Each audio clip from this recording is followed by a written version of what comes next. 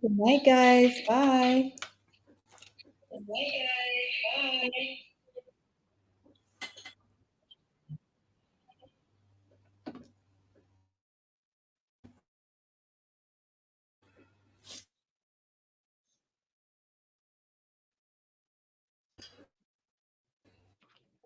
Okay, so we are live. Good night, everyone. Welcome to another live episode of the Growth Project podcast. My name is Charisse, and as you guys know, I am forever your host. So today we have a wonderful, wonderful guest with us. We have the beautiful and talented and wise Felicia Guerrier, and she is our love coach today. Give me a second. Are you hearing a little echo? Let me know if anyone's hearing a little echo. Who's joining us?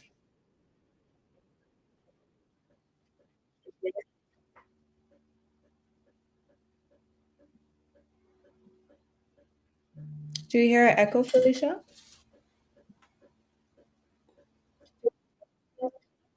No. No? Okay, perfect. So, everyone, Felicia is a trained social worker, a trained clinical social worker, and she now provides one-on-one counseling. And she also provides therapeutic coaching for couples, couples counseling, individual counseling as well. She's also an author, a podcast host, and a love coach. And today she brings her wealth of wisdom to this conversation that we're going to have, this things I wish I knew before I said I do. So before we get into what today's topic is about, Felicia has a podcast, and I truly, truly love your podcast. If I'm not mistaken, it's called Heart Work.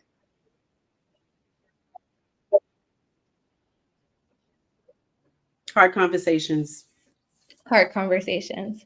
And something that Felicia always says is that, you know how everyone says, like, love Yeah. is hard, it's hard work. He says, well, love is heart work. And I truly, truly love that. I think it's such a great and clever spin on the word. And it truly shows us what love is truly about. So before we get started, let's just do a quick get to know you, Felicia. How did you coin the term love is heart work? And how did you get into this work?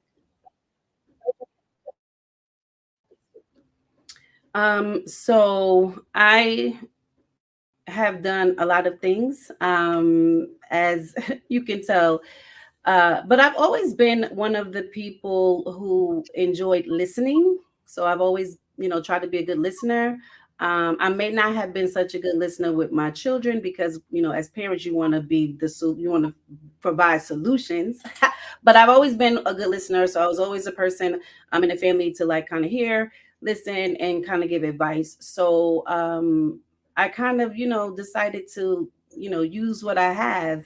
And when I did go back to school for social work, my my professors were saying, they encouraged me a lot to tell me that it's not just a career, but it's a calling, and that a lot of people will do it as a career, but when you have a calling, it becomes very, very natural.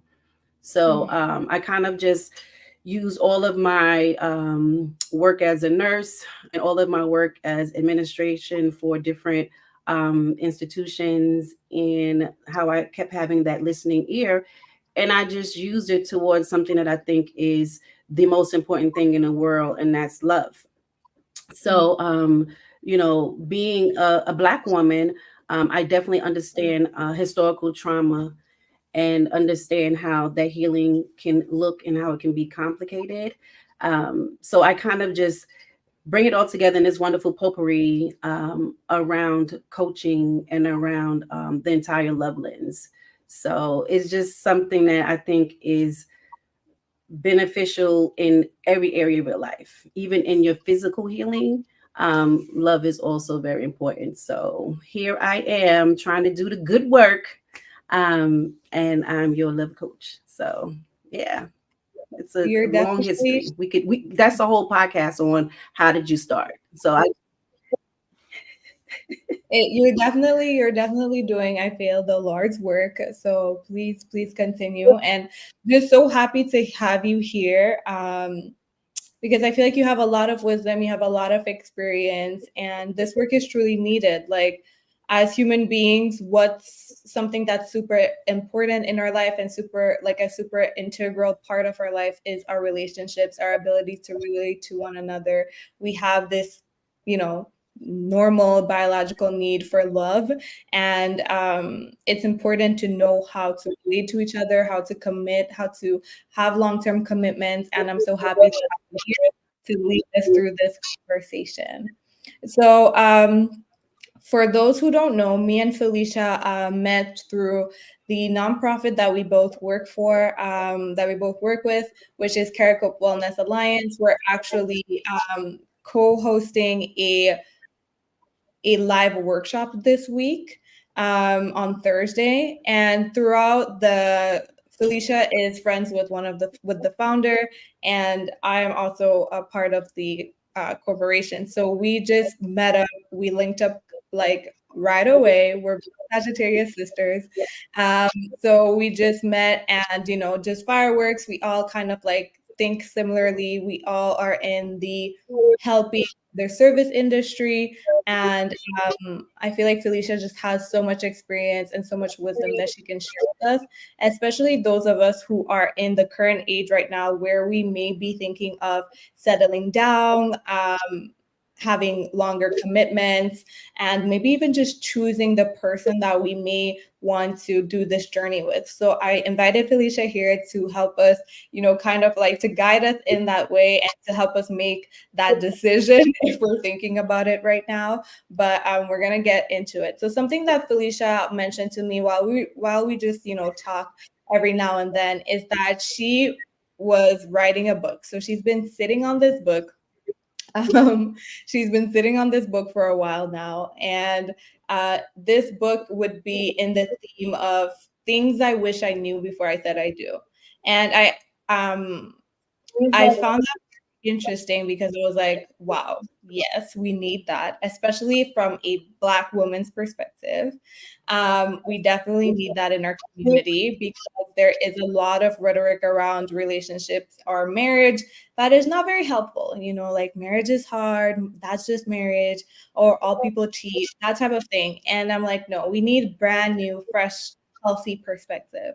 So talk to me about what was the inspiration behind um, writing a book like that?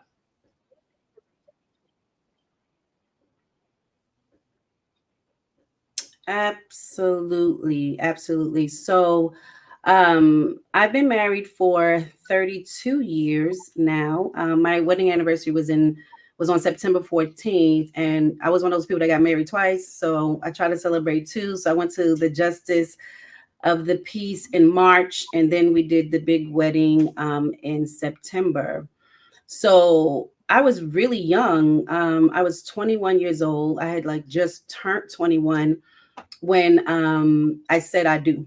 And when I turned 40, I was looking back over that and I was just thinking of all the things that I wish I would have known before I said I do. And I've been like playing with the idea of this for years, because it's like almost immediately after I said I do, I realized that there were things that I wish I would have known.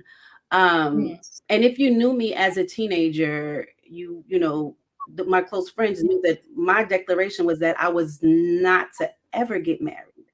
So I was mm, one of those young girls I was not looking to be married. I was not expecting a Prince Charming to come and rescue me. None of those things. I did not believe that fairy tale. I really believe that the saving was going to probably have to come from myself.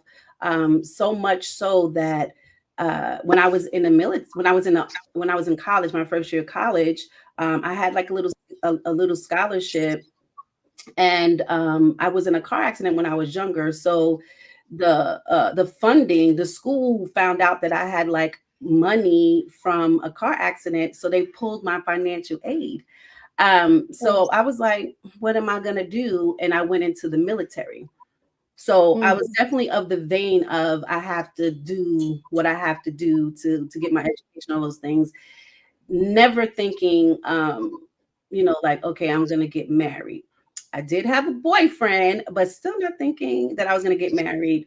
And to be really honest, when I was in the military, I was able to see how fleeting life could be, how quick you have it, how quick it'd be gone. I was in the Desert Storm conflict, so I saw a lot of death, and just the idea that I'm in a war that that doesn't mean I will come home. So when I came back, my boyfriend at the time was like, I think we should get married. mm, So for me, I think if I didn't have like the realization of how quick life can come and go and how fragile it is, but most importantly how precious it is, and how if you love someone, that maybe you shouldn't play all of the games, and maybe I shouldn't just adapt to the idea that um I'm too young. So all the things that people tell you. Once I mhm, was in that war and came home, I immediately started to like have to think for myself. I was like, okay, now I have to think for me. I have to do what's best for me. So mhm, getting married young, there was a lot of things I just didn't know. What I did know is that I wanted to do that because I love this man, and I wanted to create my own narrative. So I knew that. I knew that from the beginning. And I think young people now, feel the same way. You feel like, okay, I don't want to necessarily do it like I've seen it done. Um, I want to do it a different way. I want to do it a way that like resonates most with me. I want to do it a way that's not all the things that we've heard, that is not hard, like you said, that men don't cheat. So I was really looking to try to figure out how to design it for myself. I mm, was just talking to my husband recently about how we will invest money in um, courses, trainers, gym, we'll invest money to better ourselves. But when it comes to relationships, that we won't necessarily invest the time or even a course or a book to better understand how to have a more positive relationship.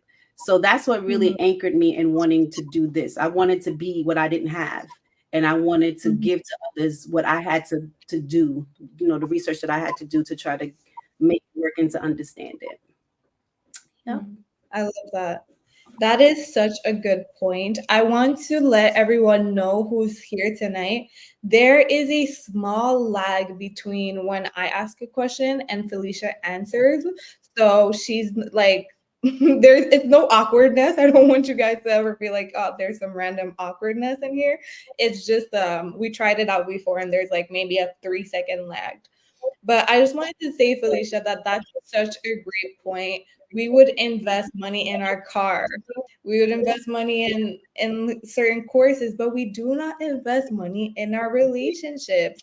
Sometimes we maybe the most we want to invest in our relationship is a date night or like a dinner. But what about the other things? And our relationships are so important because I mean, we live with that person in and day out. And it's crazy that you just brought this up that we don't necessarily, and if we feel like we have to invest money in our relationship, I feel like there's a negative connotation with that. If you're like, oh, I invest money in my relationship, it's like, well, is your relationship not working? Like, why do you have to invest money into it? Or why do you have to do this extra thing? It shouldn't be all that complicated. But I know we're gonna get into it today. I'm very interested in hearing your thoughts on this. But before we go there, so what are some of the things, or what are one of the things that you wish you knew before you said I do? Because you said you got married very young, around under 20, a little bit. So what are some of the things that you wish you knew back then?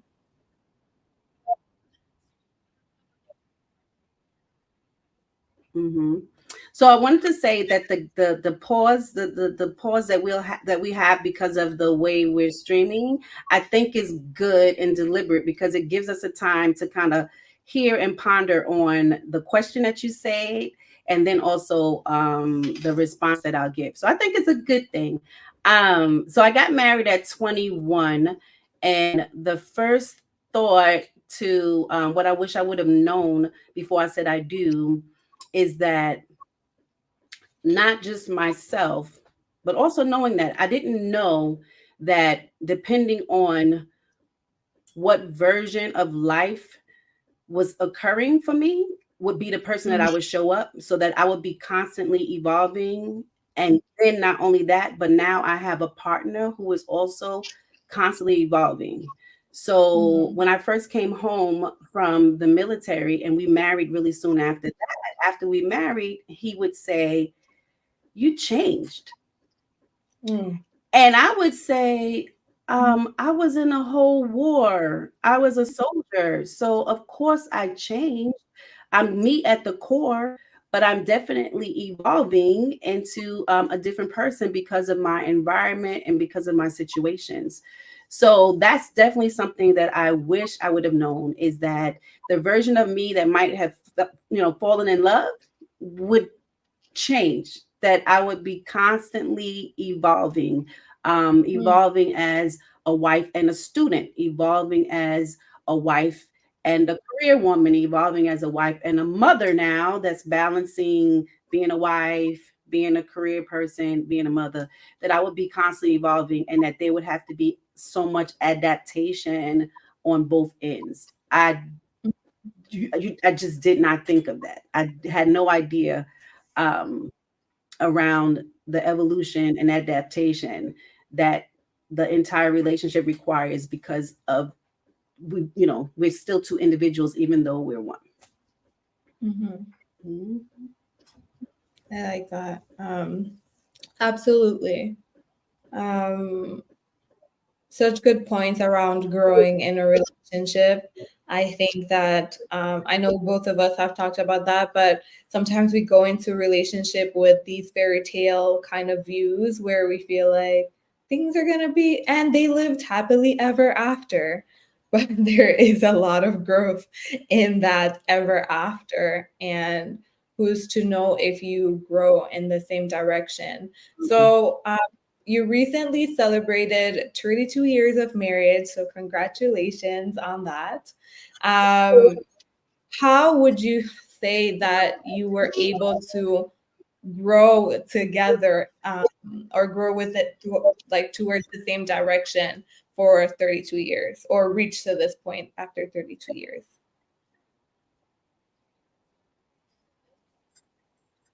That's so funny, and I wish I could have the beautiful, answer that makes it sound like it's just, a nice day in the park, but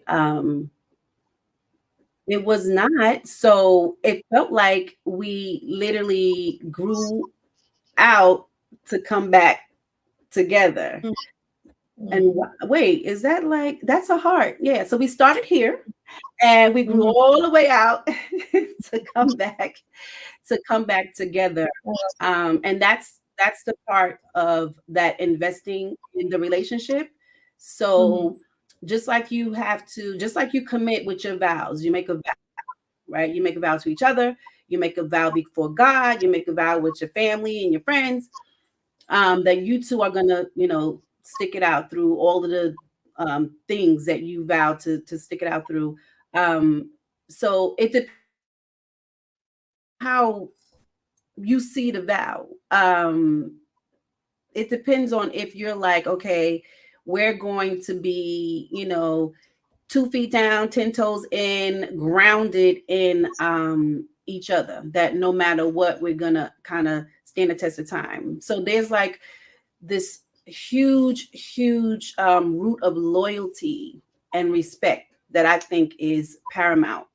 I think you can kind of go through all of the crazies that can happen, but if you have the loyalty and the respect, So I was really blessed that he and I really agreed on this in the beginning of our relationship. We agreed on setting a boundary around never being called out of our names, never belittling each other. In the arguments, we agree to disagree. So we definitely agreed in the beginning to not have these nasty, um, heated arguments, and definitely Mm, no physical violent, because I felt like if if we respect each other, I'm not going to call you out of your name. So we definitely had a strong foundation of respect, and loyalty. Uh, in the beginning, I was very honest about not feeling confident in marriage, because it just seemed like it was just work that I didn't want to do. So I was really honest with him in the beginning. I was like, oh, like you sure? Like we gonna do this? mm, So I needed a lot of, like, if he was here, he would tell you I needed a lot of reassurance, to But big shout out to my uncle Lawrence and Aunt Frances, who were and had to this day have still been a great example of marriage and love. So I was really, really blessed to have that, to know that it existed, mm, and very much wanting to be that, for this generation, wanting to like be like, it can work, anything can work if you work it. And that's how I'm saying, like, being able to invest in a relationship is paramount, and it's not just financially, but the time to literally take time out of all the things we're doing to intentionally invest in your relationship. I have all of these, like, intimacy cards, all these little games you could play that's just involving communication, because sometimes it's hard, um, mhm, to communicate in a really deep and thoughtful way, for a lot of people. And so there's, like, cards you can buy, and you both pull a card and pick it. So there's all these ways that you must invest. Sit down together and watch a TED talk. Like, you must invest in the relationship. mm, And the whole idea around communication is key. It absolutely is key. I was really excited when my son and daughter-in-law was mentioning how communication is not the only thing that's key, but comprehension, like understanding what I'm saying. So yeah, those are some of the things. So loyalty, respect, investing in a relationship, communicating, but also understanding, knowing that you both are going to evolve, giving yourself a lot of grace. The more grace you can give yourself, the more grace you can give him, the more grace mm, you can give the actual relationship. Um, and then, of course, there's that wonderful theme of forgiveness. mm. So before, I don't want to say before we go into that, but that's a good point. I think my next question to follow up on that would be, what are some, I think you already named some, but in your opinion and in your profession, what do you feel makes a solid basis of or foundation for a relationship? What are the things that we need for a solid Know base? thyself. Mm, Yourself. Knowing yourself. mhm, Knowing your negotiables, knowing your non-negotiables, knowing your boundaries, being very honest with yourself first, because um, oftentimes we can go into a relationship and you create everything in your mind first. mm, So sometimes, depending on who you are as a person, loneliness can call you. Peer pressure can call. Family traditions can call. There's all these things that can call to you. and distract you from having a pure love lens that meets you and your heart. Mm-hmm. Time. Some women are like, I'm running out of time.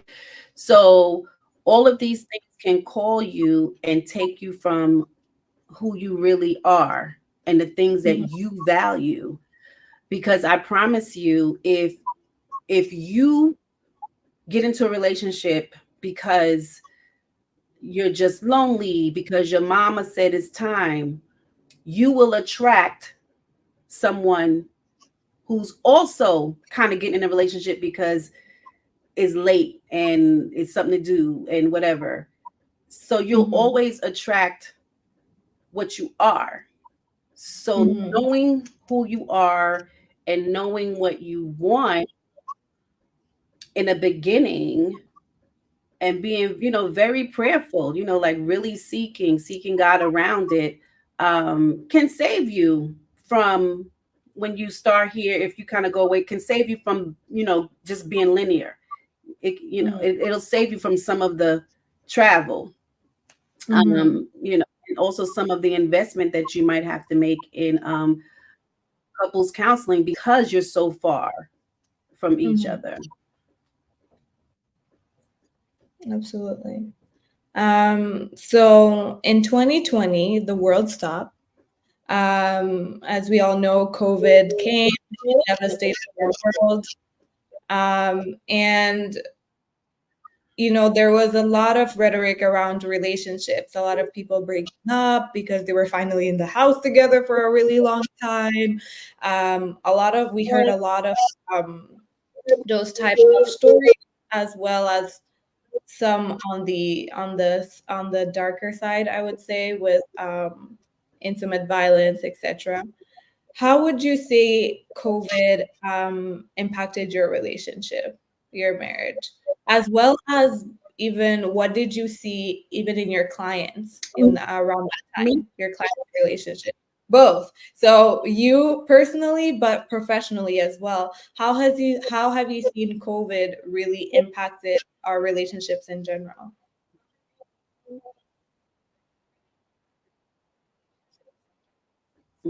So for me, my husband is an essential. He was an essential worker then, so he was out.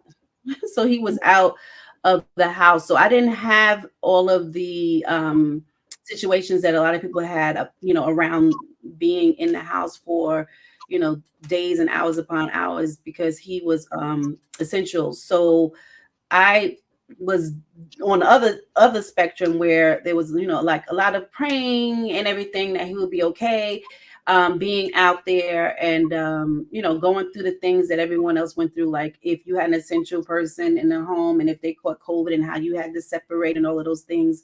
So, but for my clients, I absolutely, statistically, we had a higher incidence of domestic violence, abuse, child abuse, and divorce, because the things that afford us the distractions from ourselves and our relationships has shut down. So you had to be at one with yourself. So that's why one of the biggest advice that I give is always like checking in with you, loving you, knowing who you are.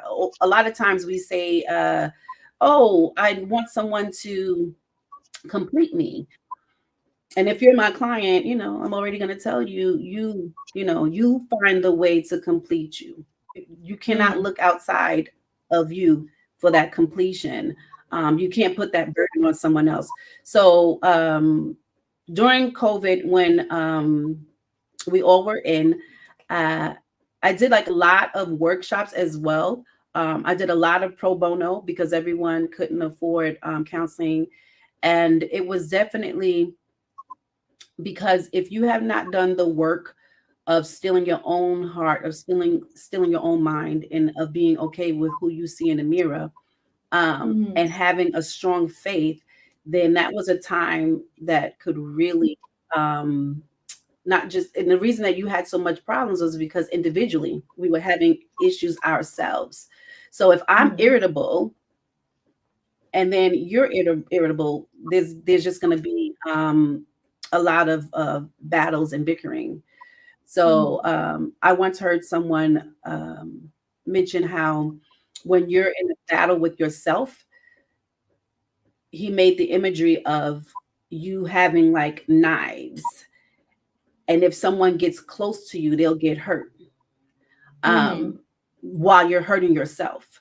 So Mhm. that's like the imagery around what happened during COVID. That if I'm battling with me and now I have no distraction, I can't go out to work, I can't go out to school, and now I have the burden of the fear that the world experienced, the traumatic stress that the world was experiencing, the grief that so many was experiencing because of um, all of those who transitioned.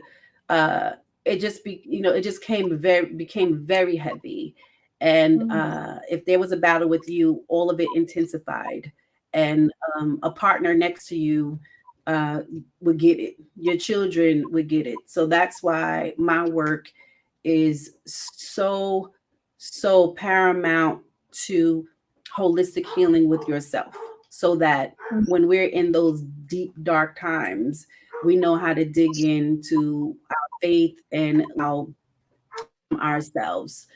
Mhm. So yeah, it was tragic on many levels, because a lot of people didn't come out of the pandemic. Some, like I said, transitioned, and a lot of marriages also just transitioned, relationships transitioned. So absolutely, that was a big thing. And it definitely pushed and propelled me into more of the coaching work, because prior to that I was doing a lot of diversity, equity, and inclusion work. And I actually Okay. had to tell my partner that I was doing that work with, that I kind of really wanted to do work around my community, and around like historical trauma and just like Black trauma, because during that time we were the ones who they kept giving the statistics that were being affected most by the pandemic. Mm. Mhm. Have you seen any, what has the progress been since then, like in your professional work? Have you seen, like, has things gotten better? Are we still in the same type of situation in your opinion? Or have people been doing the work? So yeah, the amazing thing from the pandemic that all people in mental health were really rooting for was how mental health, started to not be as stigmatized. The world realized how really important our mental health was. The world understood now more than ever traumatic stress, because it was kind of like right now, without many people realizing it, we're going through, like, globally, a post-traumatic stress from that event.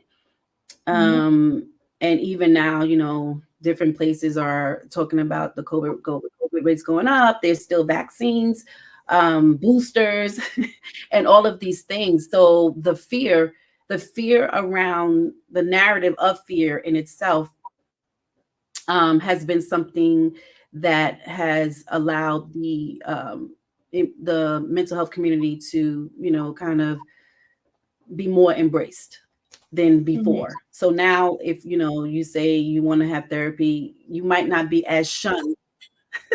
You might not be as shunned as before. And now it's becoming a little more acceptable for couples to have therapy and coaching, and to go on retreats, and to invest in themselves.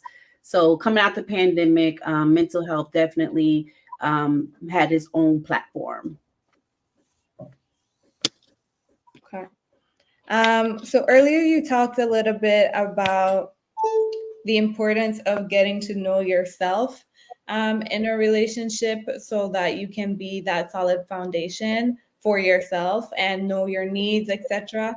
Did you feel like when you got married at 21 that you knew yourself at that point or knew enough of yourself? So that's such a great question, because the Felicia that I knew was now not the same person. So I absolutely wasn't knowing who I was now, because I was now trying to um, become settled in being a civilian, because I had been a soldier. Mm, So that was a whole transition that I was undergoing. And then the idea of being something that I didn't really want to be for so long, a wife. So I was mhm, still kind of in shock with that as well. I was like, mhm, wow, I'm a wife. What am I going to do? So I absolutely did not know who I was in mhm, that transition. And this is why, if you work with me, you know that one of the things that I say is, if you don't know who you are right now, tell me who you want to be. So I was mm, able to tell myself, like, I was like, I don't know who I am right now, but I want to be a good wife. I want to have a career as a nurse. So I knew what I wanted to have. So that's when I had, I was like, okay, let me invest in myself. So I would get books on the first book that I got. My son was born in 1991. So in 1991, I picked up the book, the love languages, to mhm, try. So I just started like buying different things to kind of understand the transition that I was in. So even though I didn't mhm, know who I was, I didn't know who I wanted to be. And I mhm, felt like that was okay, and then once I went to therapy, um, my therapist also thought that was amazing. She was like, "Oh, that's a good idea." She's like, "That's a good idea for you to work on who you want to be." Um, because the like trying to process going from a soldier to a civilian in itself is a lot. So it made it, it makes it really tangible on paper to be like, oh yeah, you didn't know who you were. Absolutely not. mhm. So the whole evolution of constantly evolving is why that's also a theme in my work, because who I was when I met my husband was definitely not who I was when I married him. Mhm. I'm also hearing you say um, that you didn't necessarily wanted to be a wife, especially at 21 years old. As a fellow Sag, I feel you.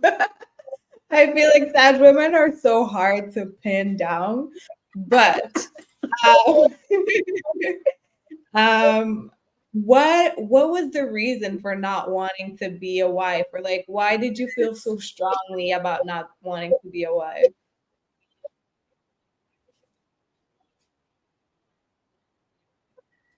Oh my goodness. Absolutely around. And it's so funny because my husband my husband told me, he was like, you used to say it all the time.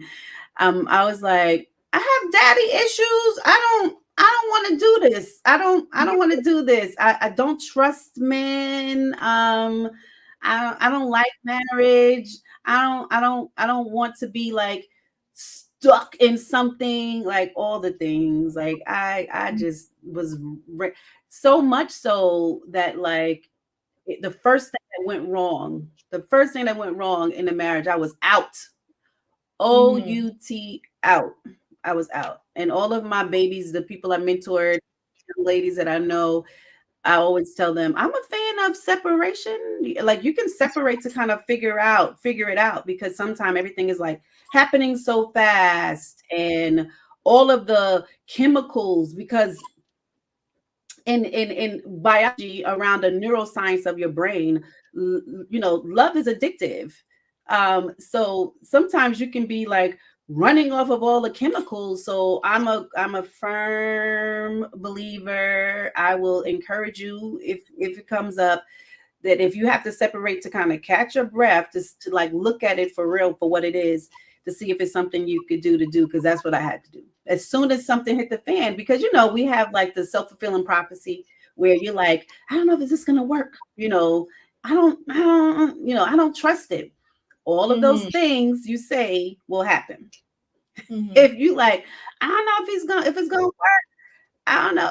It happened. So as soon as something happened, it was my turn. I was like, yep, I'm out. And I Mhm. was able to get that escape and just kind of be more reflective of what it was, and then look at myself again and say, okay, who are you now? Who do you want to be in this, Mhm. like for yourself? And then who are you in this relationship? Who do you want to be in this relationship? So I always Mhm. go back to those two questions, and to this day, I still ask myself those questions, and give myself time to give myself an answer. Mm. That's I love that you say, "Hey, I'm a fan of like separating until you figure it out." And it's true. It's true that love is very addictive. Um, and I feel like in all the senses. I'm trying to. I literally had a question and then it just went away. So I'm gonna look up my notes really quickly to see what else there was. Okay, I remember.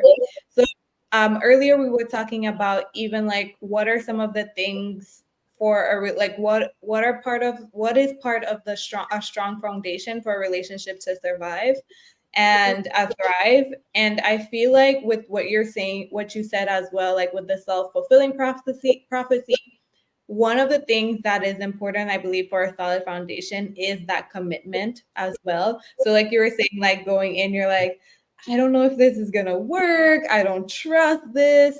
And 100% for sure, that would be what would be reflected back to you. And when we're going into relationships, I feel like it's important for both parties to be very committed and super committed to doing the work and growing together. Um, just being committed in general will help with a good part of the problems. From my experience, that is what I've found. Would you say that you agree with that?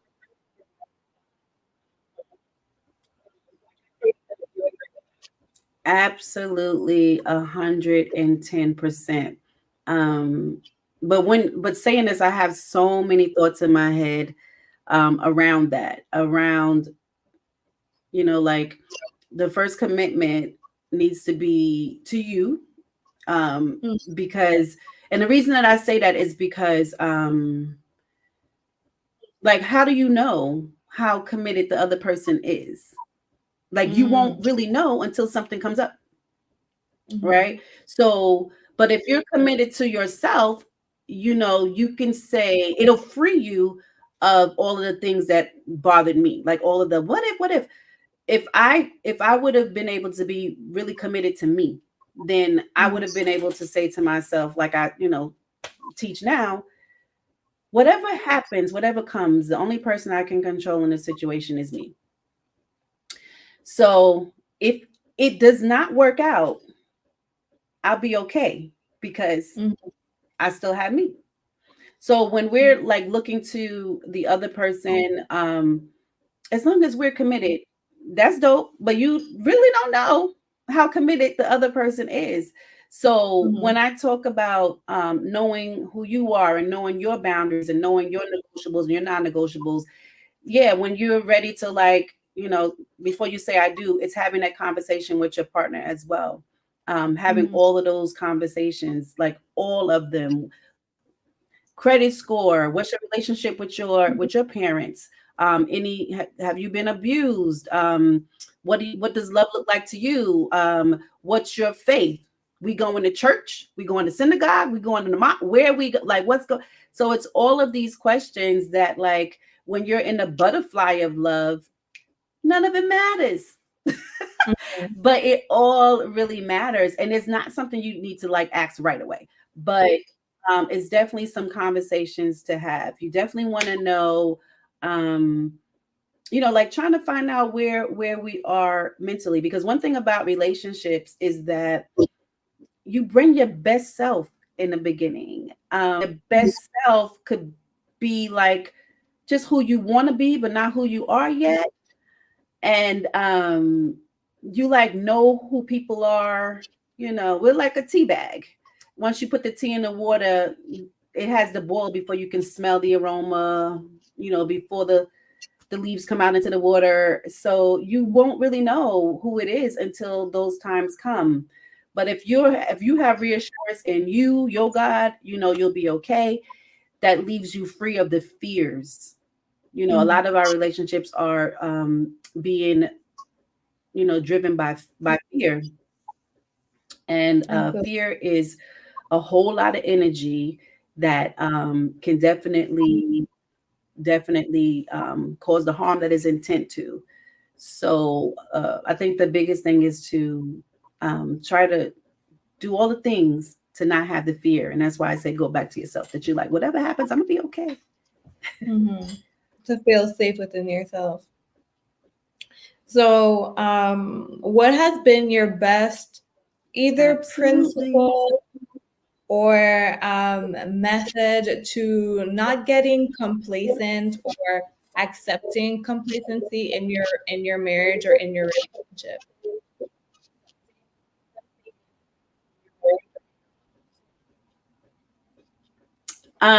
So that's so funny. I was talking to my daughter about this recently about how I told her, I said, well, one thing I hope, you know, you and my son see in me is definitely one, my faith, one, my relationship with God, and two, like how everything I want to do, I'm gonna do it.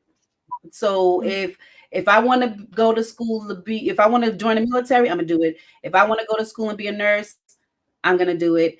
If I want to go back to school to become a therapist, I'm gonna do it. If I want to write a book, I'm gonna do it. If I want to, like, don't live in the I wish I had or I will win, but to do Mhm. all of those things, because then there's no resentment. If you can just do all of the things that you want to do, there's no resentment. And as you do them, you will constantly evolve and evolve quicker. And Mhm. you know, your partner, your spouse should be your number one cheerleader, right? They should be the one like, yes, do it, yes, do it. But to, and it's going back to like being true to you. So doing all the things that you want to do will allow you to grow in ways that you will never regret. You'll never regret doing the things that are pushing you in your heart to do. And Mhm. your partner, your life partner, if that's really your life partner, is going to be your number one cheerleader. Mhm. I love that. When you say when you said you need to do the things that you need to do so that you don't harbor any resentment, I think that's so important. Because even in my 28 years of life, I've gotten out of relationships where I'm like, "Oh, I feel like I've wasted time, or I didn't get to do this, or I should have been doing that." And I realized that a relationship doesn't really need to stop my goals or anything like that. Like, so if I was sacrificing my goals or putting myself on the back burner for a relationship, then that is not the relationship for me. And once I understood that and I learned that, I made it like my mission, well, not a mission, but I just made sure that in every relationship that I went in, that I felt comfortable following my dreams, going after my goals. And if the person that I was with did not get that or did not understand that, then they were just literally not the person for me. Because a lot of, especially I see this with a lot of women and a lot of my friends and people around my ages, we can get into relationships and then we start like modeling our goals after what we want our relationship to look like. Or, oh, I'm gonna get married finally, maybe I don't need to do that anymore, maybe I don't have to take that class anymore, maybe I don't, oh, we kind of talked about this, so maybe. And it's like you said, I feel like we need to always, like, the only person you can control, like you said, in that relationship is yourself. And you don't know how anything is going to go, and you need to make sure that you are definitely taking care of yourself, that you're following the path that you want to be on, and that that person, like you said, is a cheerleader and a compliment to you, and not becomes your whole entire life. Because in the past, when I've had situations where I have molded myself or changed what I was going to do because of the person that I was, when that situation ended, I always just felt super bad about not following my path, not following my goals. I felt like I was behind, even though I wasn't. But I just felt like, oh, I could have invested that time on myself, and I didn't. So I agree 100% with you on the importance of that.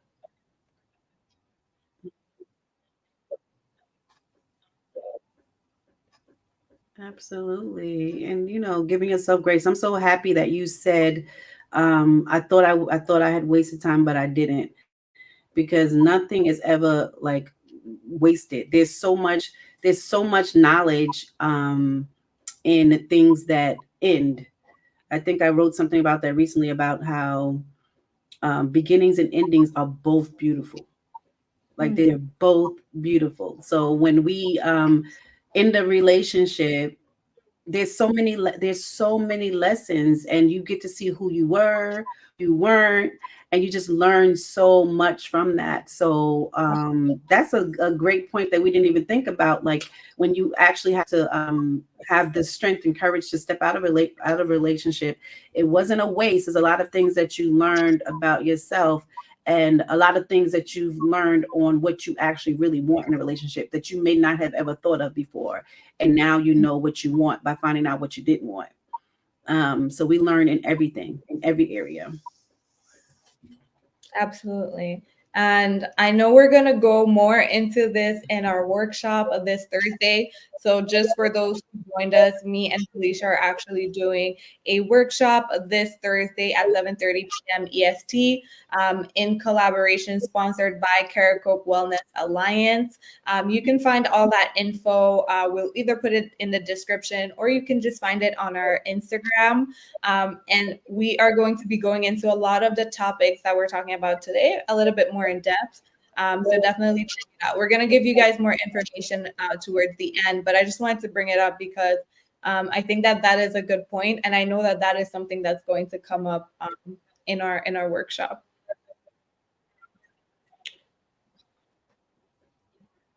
So my next question would be, what do you think about the Absolutely. current dating landscape, right? So I don't know if you look at TikTok, but I think just Instagram is enough.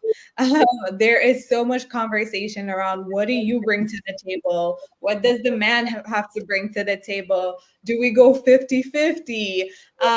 There's just like all of this conversation. So I'm interested and curious to hear, what do you, as a love coach, and someone who has, gone through 32 years of marriage, what do you think about the current modern world landscape of dating and everything like that? Like, just give me your thoughts.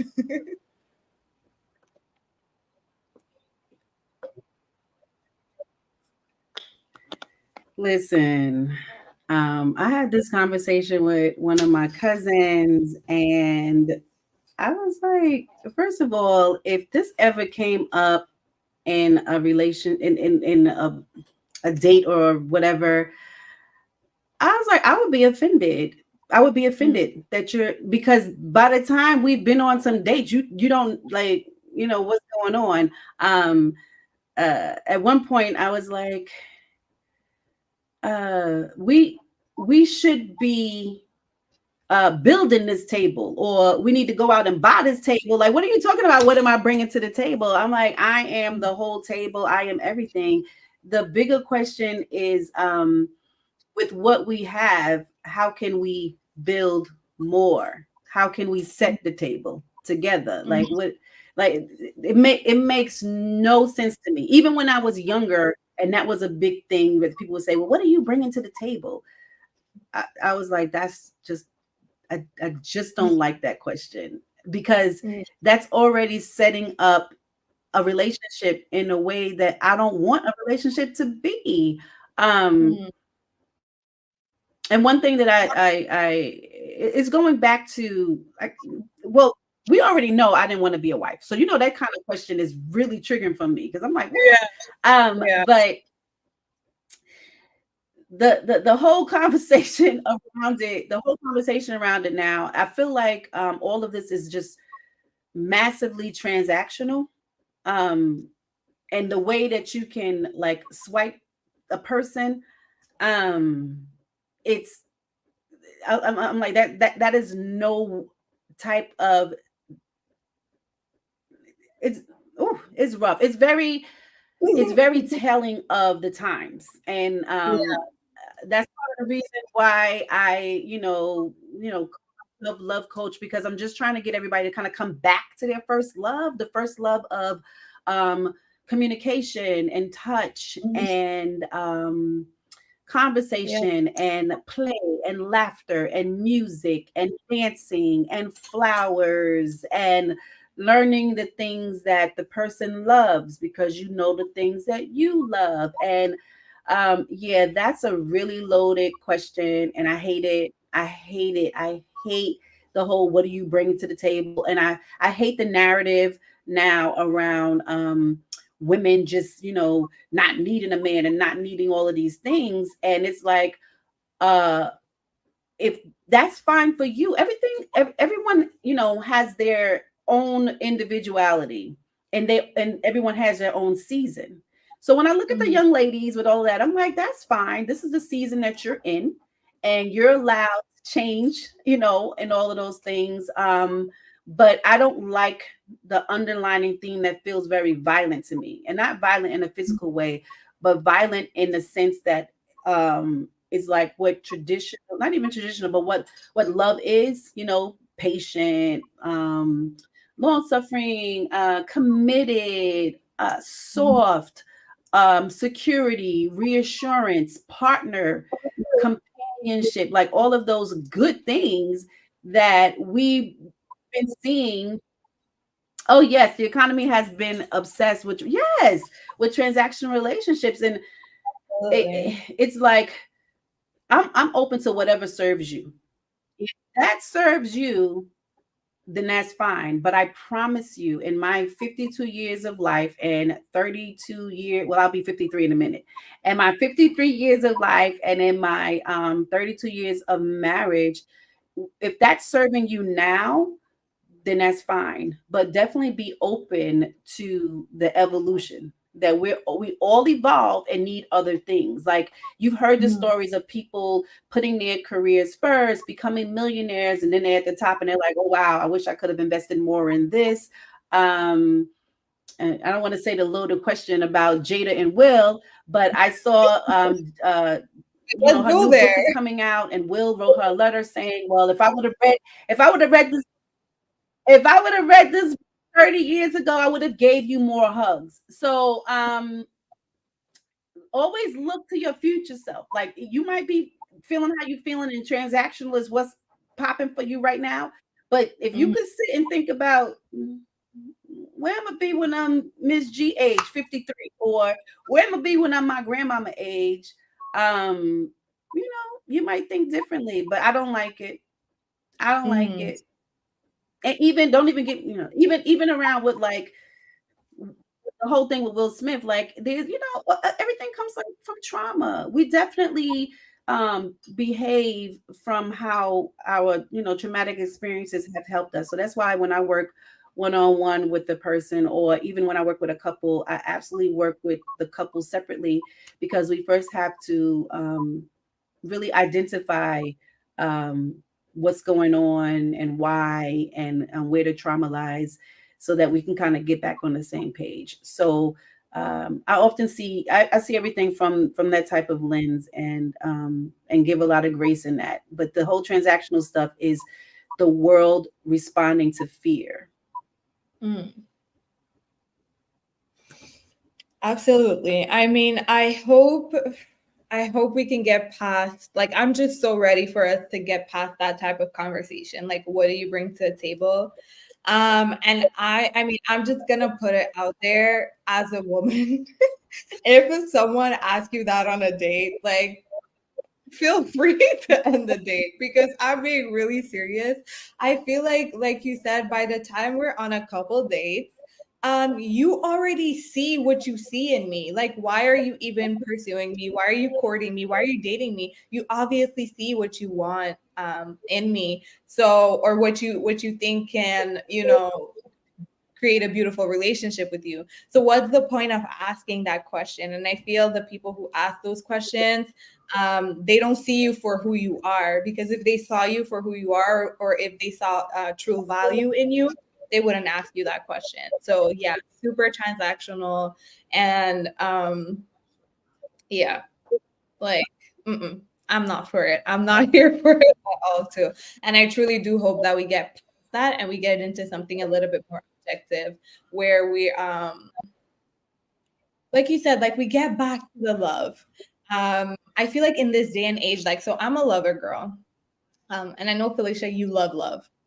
So I feel like it's so weird for me in this day and age to be like, I'm a lover girl. I love love, because every so much of like the younger generation, like you said, is that kind of transactional, pay for me type of vibe. And it's like, that is not going to get us super far. And like, even with your story, I'm seeing two people who loved each other, who were in love with each other. Even that being difficult to maintain. They have, even you guys having to navigate the nuances of love. Imagine two people who don't even really care that much for each other, but it's super transactional. Like, you give me money, I give you this. Like, that is not going to last. Like, if true, authentic love is hard in itself, how the hell is just having something super transactional going to beat that? Like, it's not. So I feel like at the end of the day, it's not giving sustainability. And like you said, it's probably just the season right now. It's just the flavor of love. But I feel like most people will see sooner or later that it's really not giving, and it just creates more trust issues more than anything. We are coming up on our 1 hour mark. So for those of you who are here, thank you guys. I love all of the comments that you guys have been leaving so far. I have a couple more questions for Felicia before we talk a little bit about our workshop coming up on Thursday. Feel free to add in the comments any questions or anything that you guys would want us to talk about before we end today's live. Now is the time to put your questions and let us know what you guys would like, you guys would like us to touch on. But before we continue, uh, let me see what I want to ask you, Felicia. So even with the current landscape of right now, right? We know modern world, how it is right now. Do you believe that marriage is still necessary? Like, because there's a lot of people who don't necessarily believe in marriage anymore. They're just like, we can just live together for the rest of our lives. It doesn't really change anything. So do you believe that marriage is necessary, or still necessary?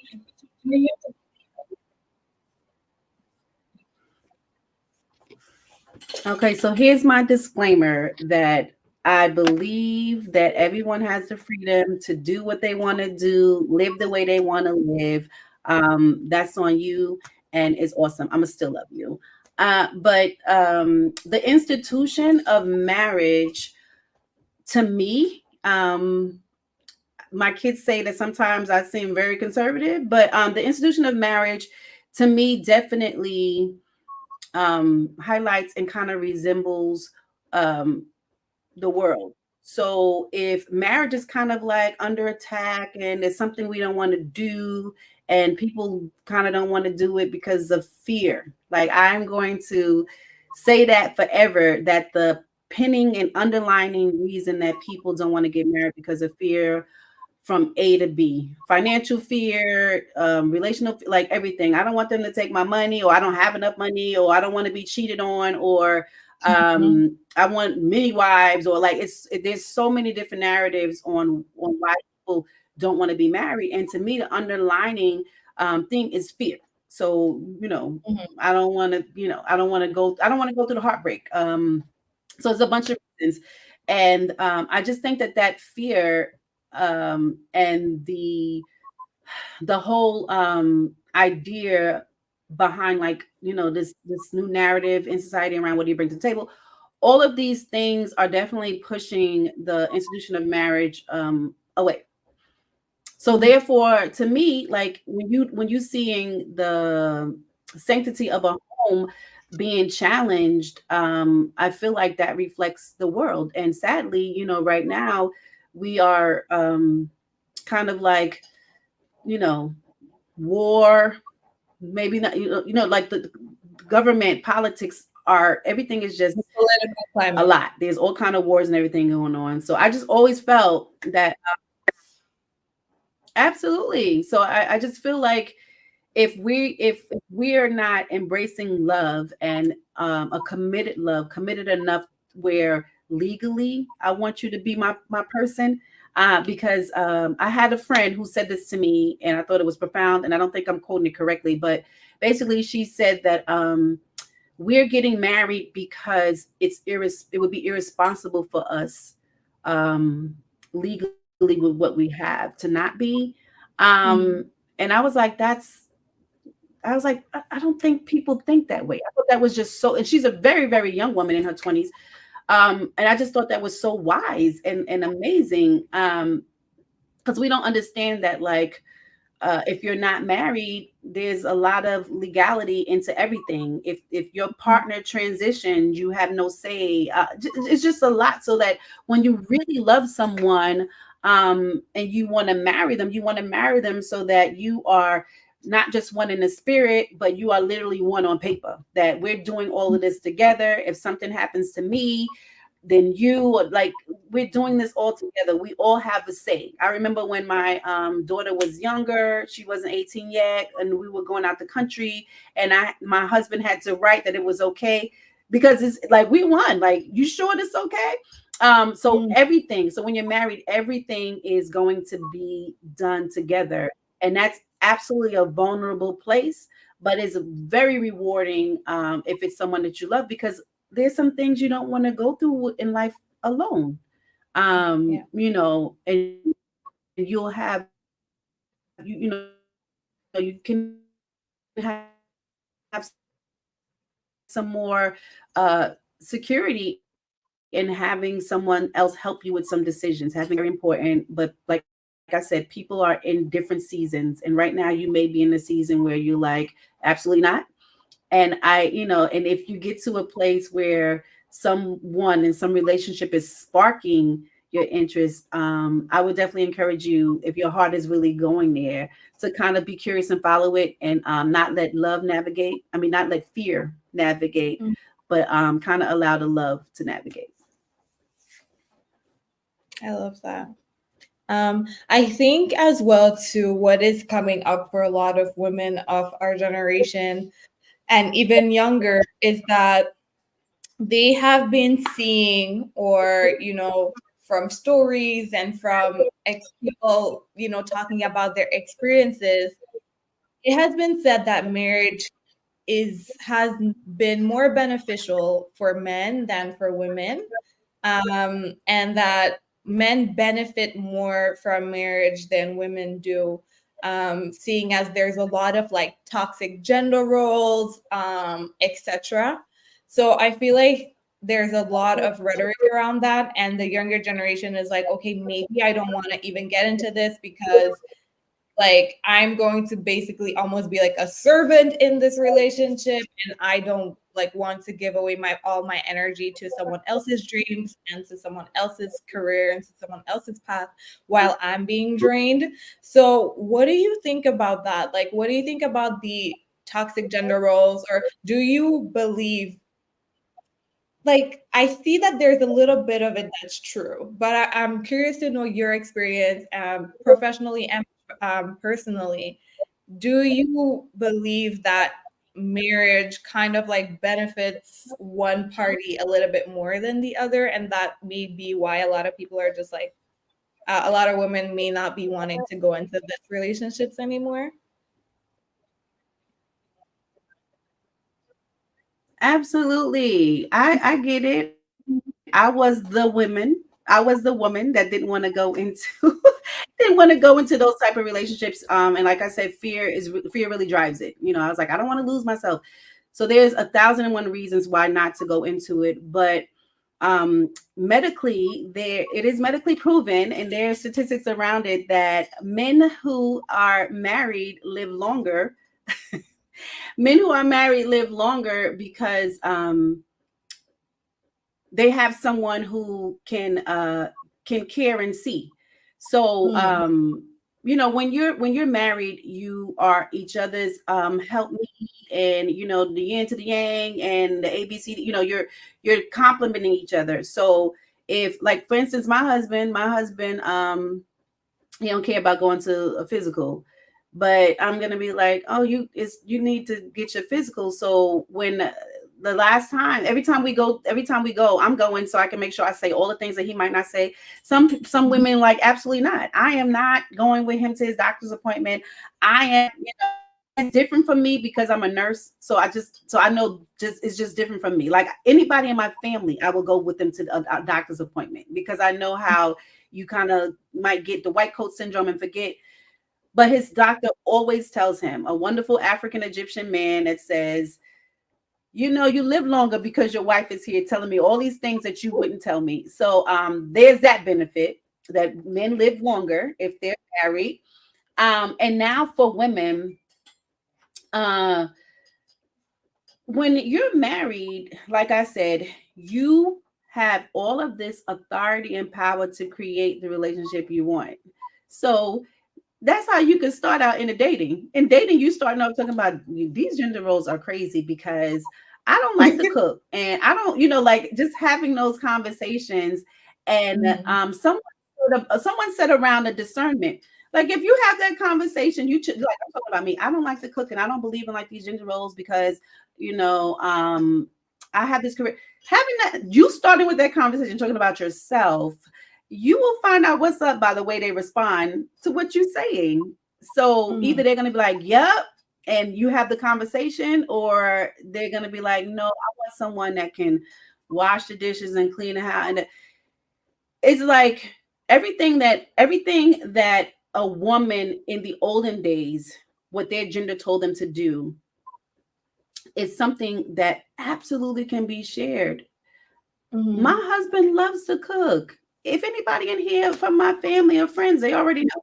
They like, oh no, Walter does the cooking. It's so bad that my little sister is like, I I know you didn't cook this, even if I cooked it, because he's the one that does the cooking. And it's what's needed.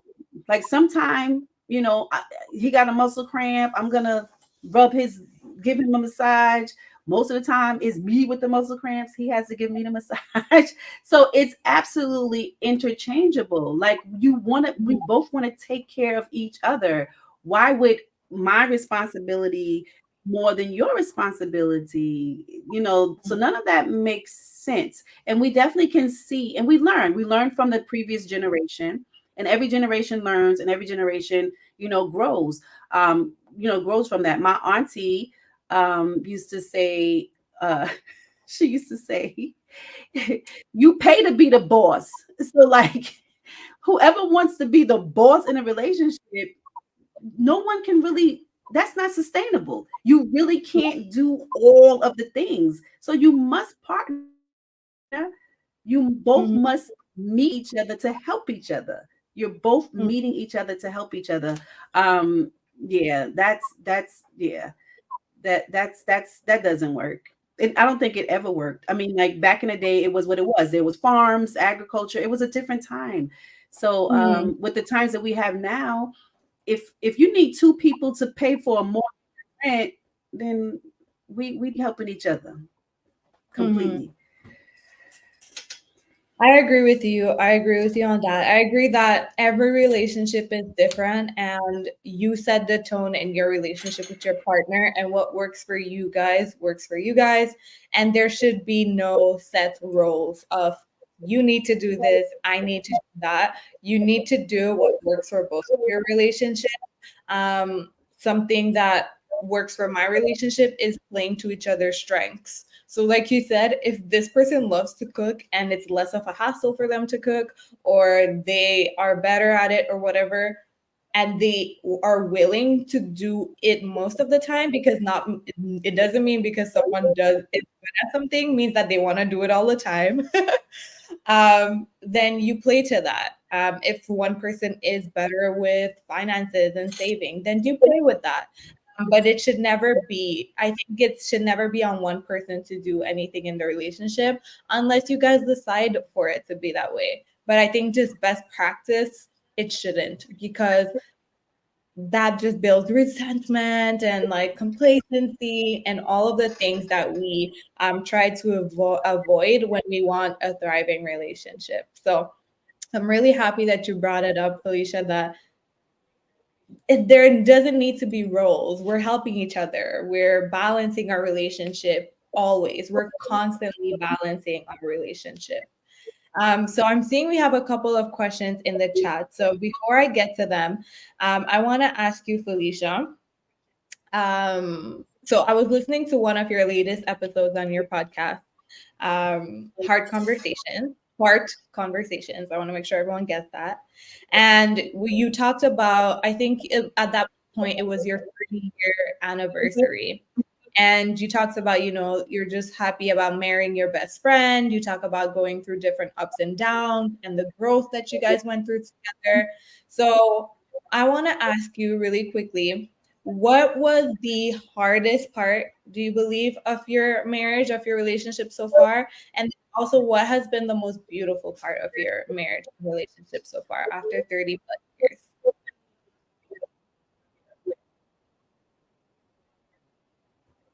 Oh, that's such a good question. And it's really ironic because as I think it's the same situation. So the hardest part in our relationship was was when trauma surfaced, and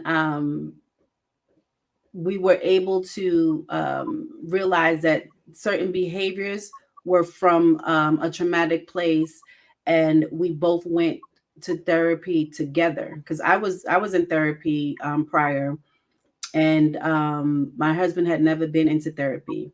And when all of these trauma things were coming up and the behavior around the trauma, and we wound up going to therapy together, um, it was the hardest part of our relationship, but it was the most beautiful Mm, because now we are learning tools, but not just learning tools. We were actually in a place where we became safe to communicate in a different way to each other and to learn how to do that. So it was very, very hard, but extremely beautiful because that's how we got to 32. That's how we got to 30. Um, so the things that can be the hardest can also be blessings in disguise when you're like reflective on it. And mm, yeah, it was really, really hard, really, really hard. And going into when we were in therapy, we realized that a lot of this were like trauma responses, and it made us closer because we were able to say things that we never said. Because sometimes trauma, hides. You kind of push it down. You're in denial of it, or deep, deep trauma you don't even know. Deep childhood trauma. So it's extremely beautiful to still be in a place to be able to share and understand that, and see each other grow. mm. And what has been the most beautiful part of, marrying your best friend?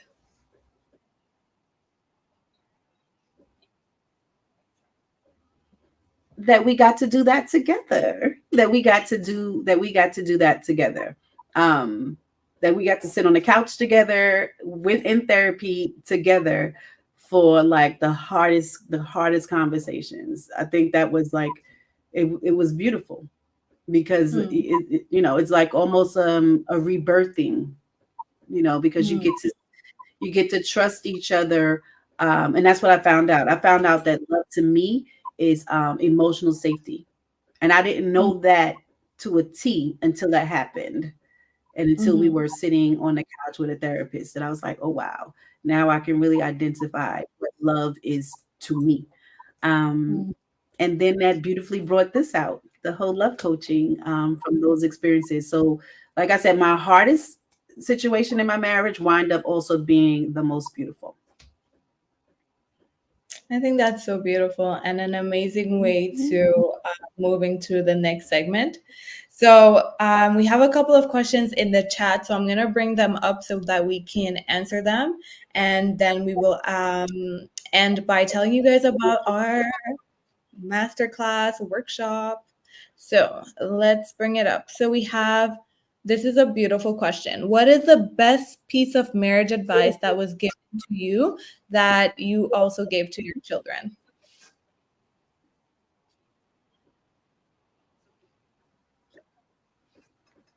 Oh, um, real old school. To keep God first. And to pray because uh like for instance in the situation where I said it was the hardest time of our marriage, the most beautiful time, that was a time that I personally definitely had to like really hone into my faith and really pray and have faith that we would come out on the other side better because the personality that I definitely have and I shared is that when things get rough I want to run. I want to run. I don't want all the drama. So just to know that you can still pray, you still have faith, you still can go to God with things that you might not be able to go to anyone with. So Mm. that's definitely what even today I text my son-in-law and I was just telling them something and saying remain prayerful. So absolutely. We have another one here. Is there a difference in actions that a girlfriend should take versus a wife, being a wife? Should we be doing girlfriend duties? Yes, Wife do not be a had girlfriend.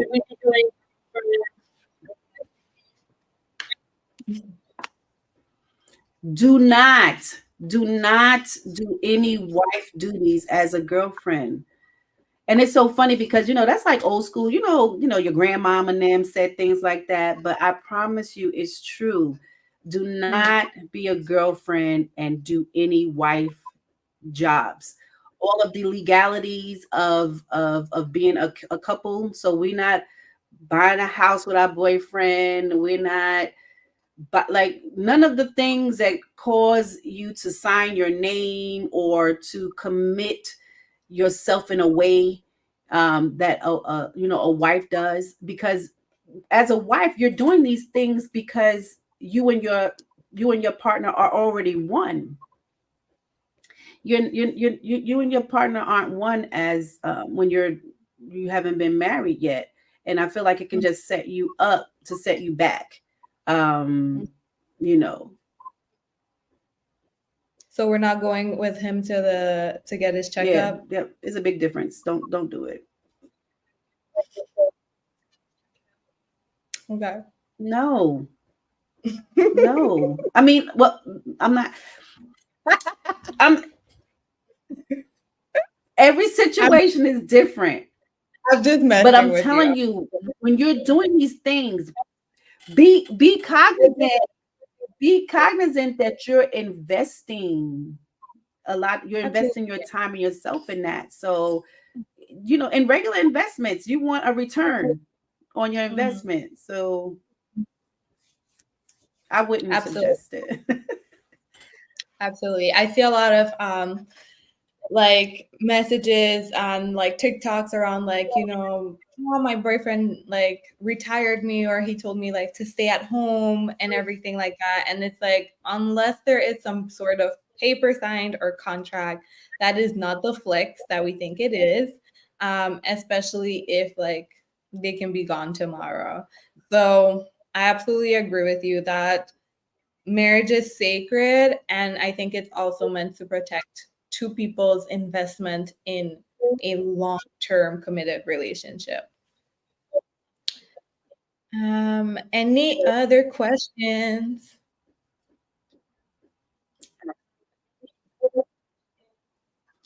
My question for you, Felicia, would be what would you say to anyone listening especially the younger generation right now that is in this climate of like F love, don't care about love, it's all transactional. What kind of advice would you give them to kind of like bring them back to their heart space?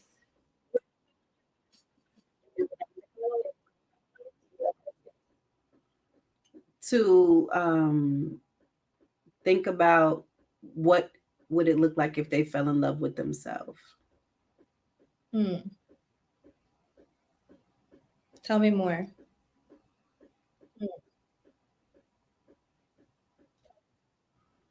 Mm-hmm.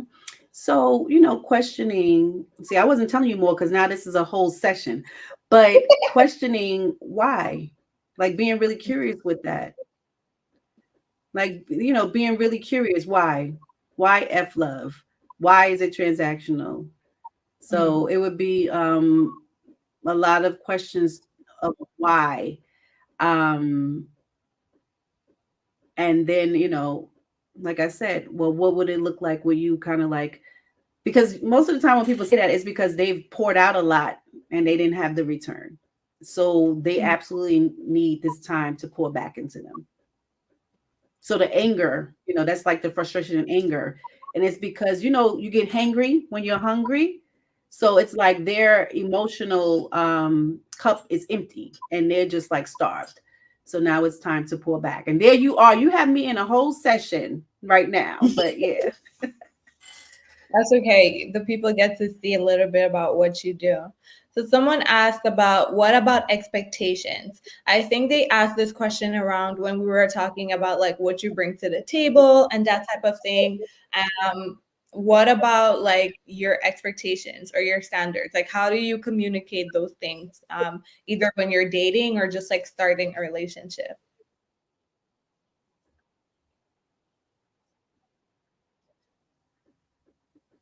Well, you say it, right? Like, so if you're dating, there's nothing wrong with asking, like if you don't want to, there's a way of flavoring it all.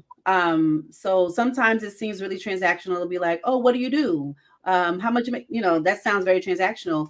But better questions are, do you enjoy your job? You know, Hmm. what's the best part about it? So it's just like always being curious. Always being Hmm. curious is wonderful. And then if um come across someone who feels like you ask too many questions, that's also something to think about, because communication is always going to be around questions being asked. So it's definitely around being curious and flowering it. So with all of your expectations, you have them. And I don't want to go all the way into it, because you and I talked about how people can fall in love with potential. So No, that's a that's a whole good nother place. podcast, That's a good but place to end. definitely have the conversations. Yeah, that's a good place to end. Let's end with that. Talk to me about what would you say, what would you tell people about falling in love with potential or about potential? I think that's an awesome place to end. And then we can bring them to the workshop.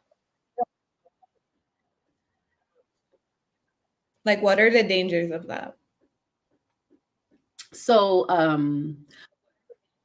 yes, absolutely. It's really dangerous because um, we live in uh, we live in this dimension right here, right here. So potential is something that has not manifested, and potential has like no proof. So potential is a place where, like, God is speaking to, but that doesn't mean that the person has answered. So you can see the potential in the person. Sometimes you see it and they don't see it. Hmm. There's no way that they can manifest any of their potential if they don't see it, if they don't invest in it, if they're not allowing it to move. So they have to be putting in action. So if you invest in just potential, that can completely bankrupt you. Mm, There's no reason to for you to invest emotionally and spiritually into something that the person has not invested in themselves, if they haven't given a yes to it for real, because they can say, oh, I want to own my own restaurant one day, and you mhm, have not seen them do anything to that. Like I always tell my kids, I used to tell them, always walk in the direction of your next. You just start to walk in it, like walk that way. If mhm, it's picking up some books on it, if it's taking a free workshop, watching some TED Talks, always walk in the direction of it. If you're not walking in the direction of it, then it's a no, because that means it's alive in your mind but not in theirs. mhm. So I like that. I think that's so important, and it lends to something that we've always heard our like grandmas and our moms say. It's like look at actions versus just words. And we can say a lot of things. We want this. Yeah, we're planning on doing this. But at the end of the day, if we're not doing anything to show that, yeah. So we have one last question before we talk a little bit about love redefined. So it says, if you're a woman who has never had a married woman in your lineage, all your maternal energy has been side chicks, basically. What would you tell a young woman who wants to break this generational curse?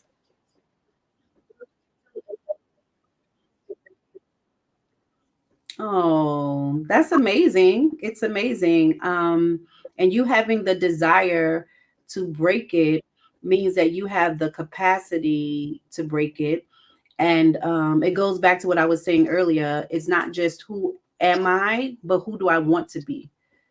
So you can be your mother's child, but you also can identify yourself as who you are. And if you're desiring to be a wife, then you just, embody what that is. So when you see all of the things that lead to being the side chick, you have all the authority to say nope, to say no to that.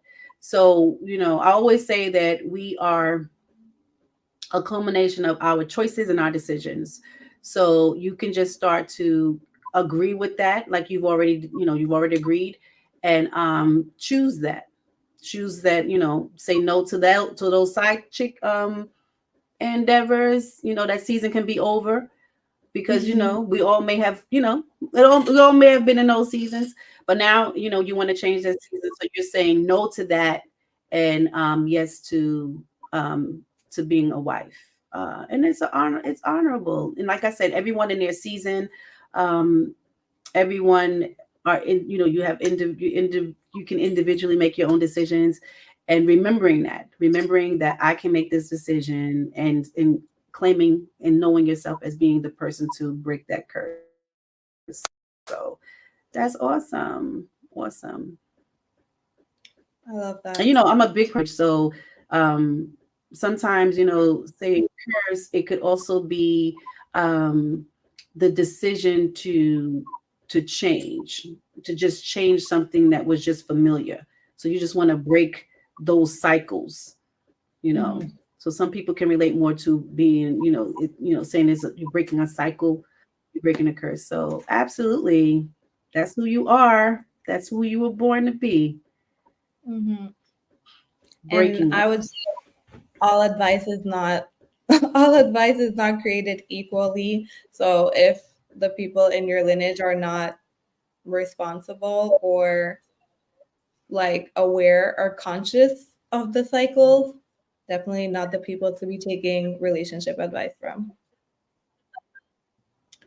So, Felicia, Absolutely. let's let's get into love redefined, and also the answer to this question too. I would say is going to be answered with this workshop, because tell us a little bit about what love redefined is about. So this Thursday, me and Felicia are co-hosting a workshop with Caricope Wellness Alliance, which is a not a mental health nonprofit that works to change the narrative around the stigma of mental health for in the Caribbean for Caribbean descendants, natives, etc. And we're co-hosting. It's Felicia is the facilitator, and I'm assisting her. And the name of this workshop is Love Redefined. So tell us what was the inspiration behind Love Redefined, and what a little bit what we can expect this Thursday.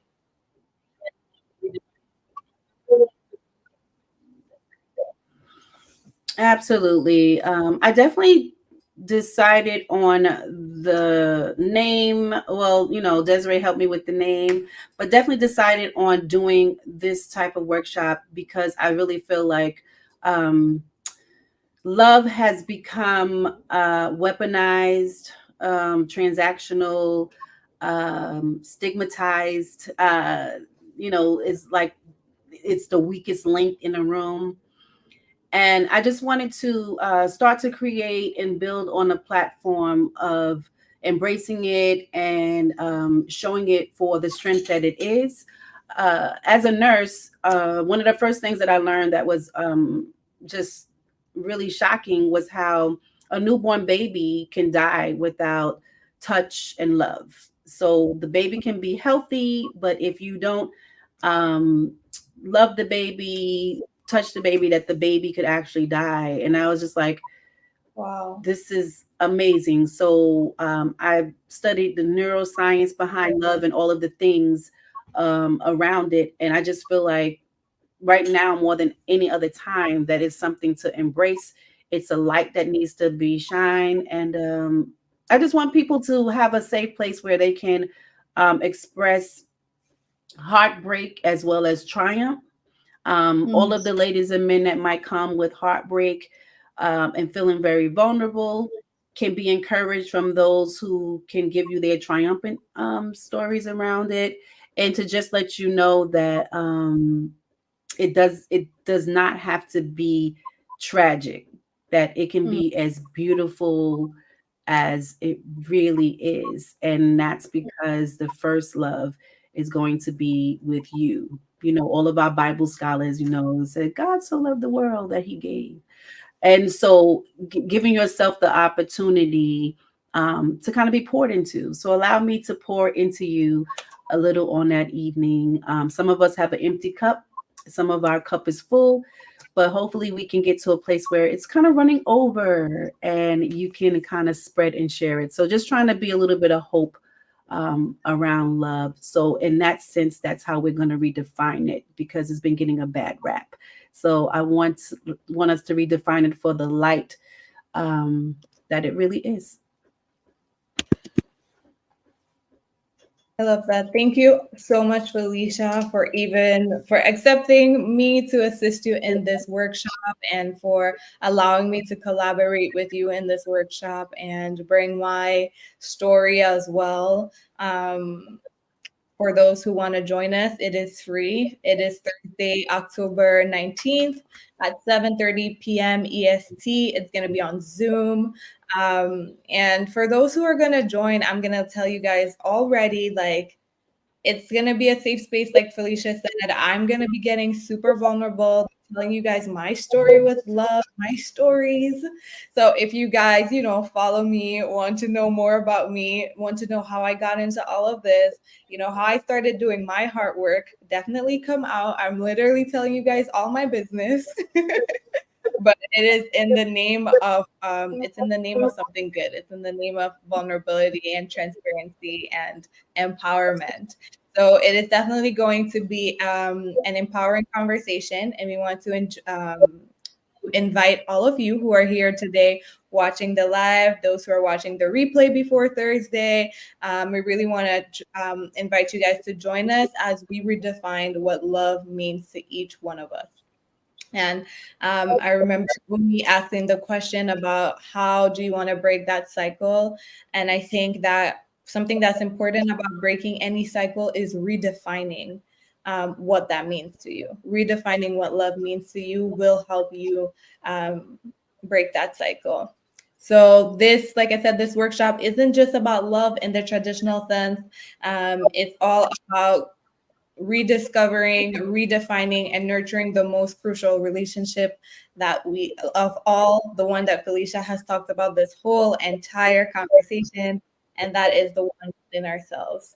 So both me and Felicia are true advocates of self-love being the foundation of success in so many areas of our life. And we both truly believe that love is like life.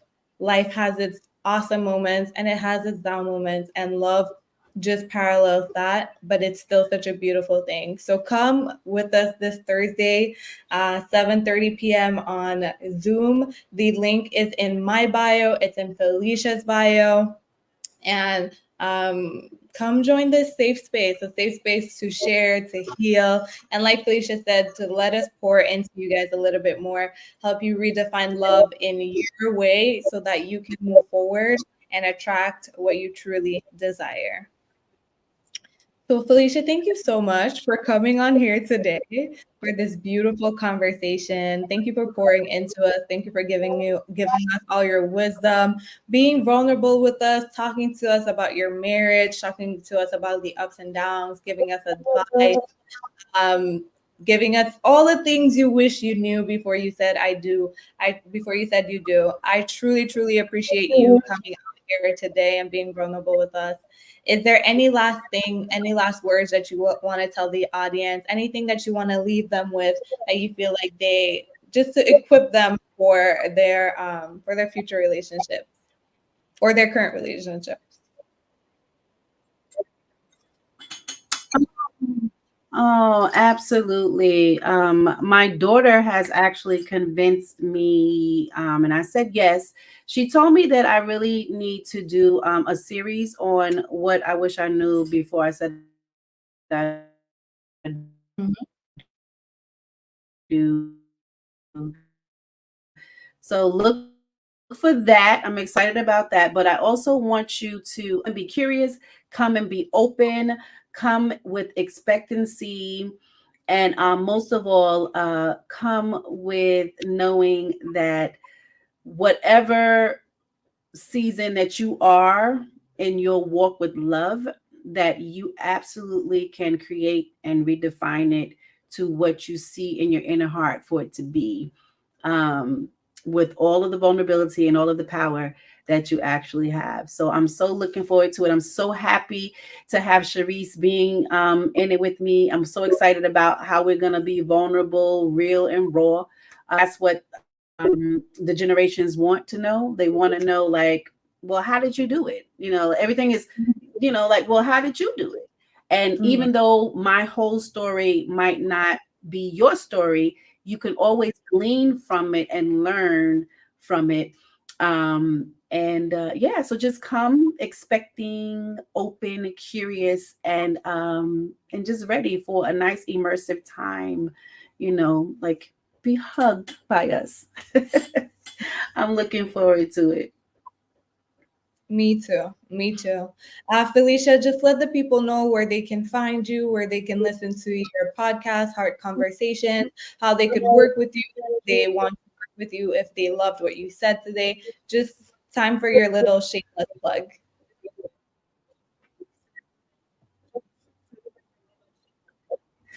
All righty. So on Instagram, I am at Love Coach FG, F as in Felicia, G as in Guerrier. So I'm at Love Coach FG on Instagram. And on Instagram, you kind of can find everything in my bio, my website, my calendar, all of the good stuff. Let's see.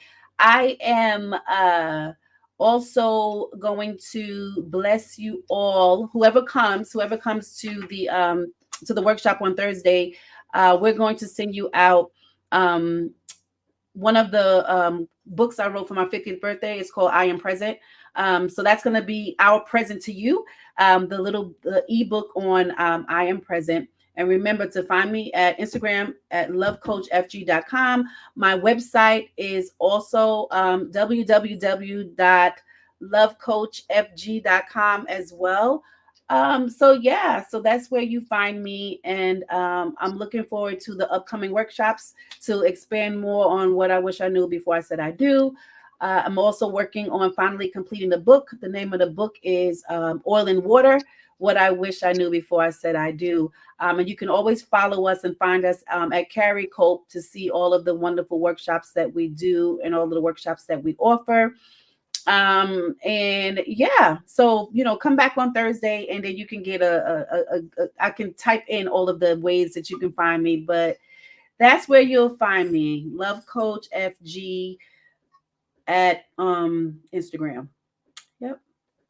Thank you. I don't know if we were supposed to tell them the gift that they were gonna get, but shh, if you're here on the live, don't don't tell them.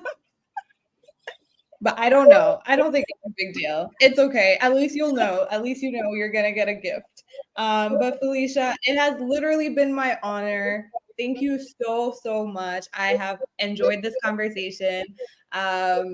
I love where it went. I love that we kind of touched on everything. Thank you so much for gracing us with your presence, your wisdom, like I said, and your vulnerability. And I literally cannot wait to do this workshop with you on Thursday. I think it's going to be awesome. It's going to be great. And I'm very excited to hold space with you. So thank you so much for joining. Everyone, thank you so much for joining us. And I will see you Same. next.